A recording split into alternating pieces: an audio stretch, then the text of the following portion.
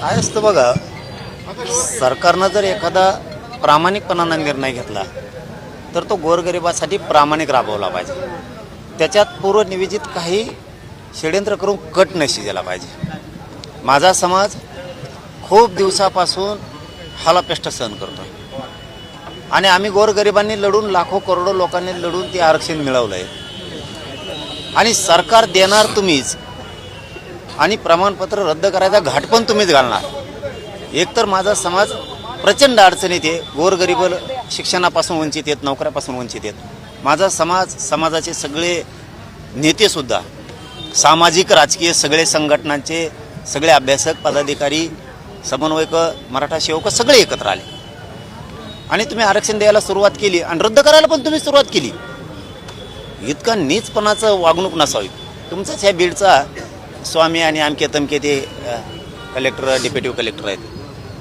अरे यांना पत्र दिलंय बावनकुळेंनी. एखाद्या मराठ्यांच्या नेत्यानं, मराठ्याच्या मंत्र्यानं 60-70 वर्षाच्या काळात मला दाखवा ओबीसीचं आरक्षण रद्द करा किंवा ओबीसीच्या नोंदी रद्द करा म्हणून एखादं पत्र दिलंय. बावनकुळेंनी पत्र काढलंय नोंदी रद्द करा. हे गोरगरीब ओबीसीला तरी मान्य आहे का? तुकड्यावर जगणारे 4-2 सोडून द्या, परंतु गोरगरीब ओबीसीला तरी मान्य आहे का मिळालेलं मराठ्यांचं हक्काचं आरक्षण रद्द करण्यात यावं? म्हणून 29 ऑगस्टला खूप टोकाचं आंदोलन होणार आहे, खूप टोकाचं.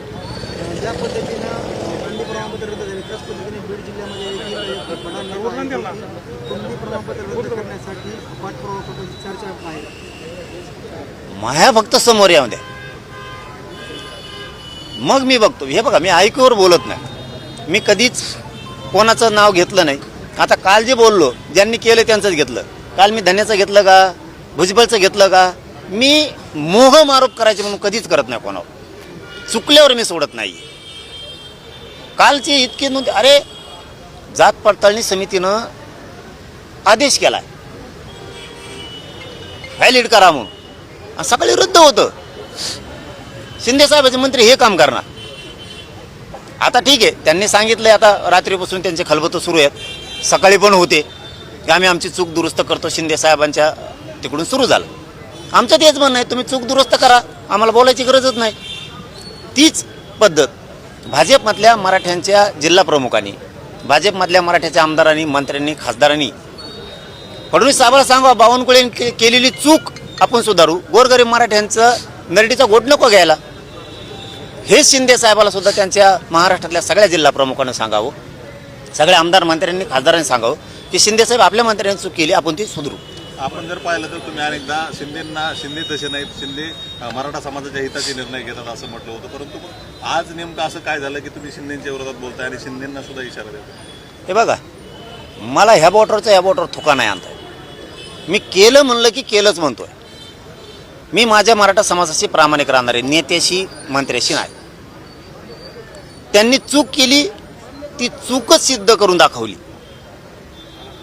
चूक केली तरी बोलत राहून देतो मराठी इकडे फाशीवर सोडून, असं माझ्याकडून नाही होऊ शकत.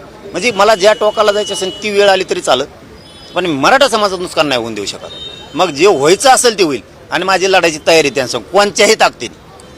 जरांगे पाटलांनी जे आरोप केले त्यानंतर मी नार्कोटिक्सला तयार आहे असं बावनकुळे. अरे ते उलटं झालं. तिथं मी म्हणलो ते आणखी पुढे गेल्यावर वाक्य येते, बावनकुळेचे नार्को टेस्ट नाही, 15 लाख ज्या अधिकाऱ्यांनी मागितले ते विषय, पण ते जोडताना त्यांना जोडलं. याचा अर्थ त्यांची चूक नाही असं नाही. नार्को टेस्टचा विषय त्यांचा नाही आहे, फक्त त्यांचा विषय पत्र काढले त्यांनी त्याच्यात. याचा अर्थ दोषी नेता अजिबात नाही. गंगाखेडला सुद्धा त्यांनीच फोन लावला. याच्यासाठी मंत्री नसतं बाबा. मंत्री कशासाठी असतो? इतकीच ठासून भरली तो. ठीक आहे, बघू आता बावनकुळे काय करतो आणि आम्ही बी मराठवाड्यात, पश्चिम महाराष्ट्रात, विदर्भात काय करतो दाखव. तुम्ही आमचा रद्द करून बदला घेणार, आम्ही तुम्हाला पाडून बदला घेणार. आता तुम्ही भाजपला इशारा देत आहे उमेदवार पाडण्याचा. दुसरीकडे मंगेश सासनी यांनी देखील इशारा दिला आहे, भाजपच्याच काळात ओबीसीचं नुकसान झालं, हातचं आरक्षण गेलं, राजकीय आरक्षण गेलं, शैक्षणिक आरक्षण गेलं, त्यामुळे आता 2029 मध्ये ओबीसी देखील भाजपला हात दाखवतील असं म्हटलं. ते असल्याला मोजतच नाही, मी गिनीतच नाही. असले किती काय येते किती काय जाते. चलो.